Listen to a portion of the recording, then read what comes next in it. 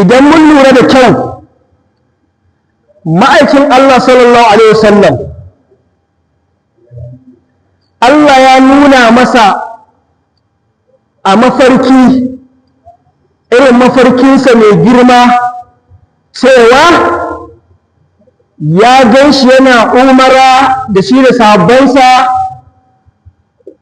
A cikin sahabbansa akwai waɗanda suke sun gama umara suna aski, suna talliya ko ƙwalƙwabo, ko wasu kuma suna saisaye ko askin baba, kamar yadda tsofaffin suka ce babu, suka ce askin baba, saisaye kenan.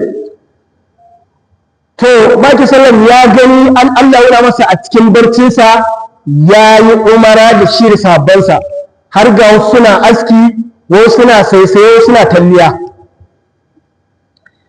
Sai da gari ya waye yake bayan sallar asuba yake gaya masa sahabbansa cewa lallai yana ga abin da Allah nuna masa, kuma yana sha'awar ya je ya umara, tamkar Allah yana umartarsa ne ya je ya ziyarci ɗakin Allah mai alfarma.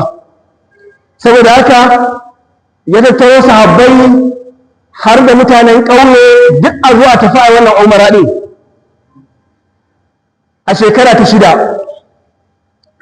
Manzon Allah sallallahu alaihi wasallam da shi da sahabbansa sun kama hanya sun nufi garin Makka. Bayan sun yi harama sun nufi garin Makka, suna gab da shiga garin Makka sun je daidai wani guri ko da wata rijiya ko bishiya da ake ce mata Hudaybiya. Sai suka yada zango a nan.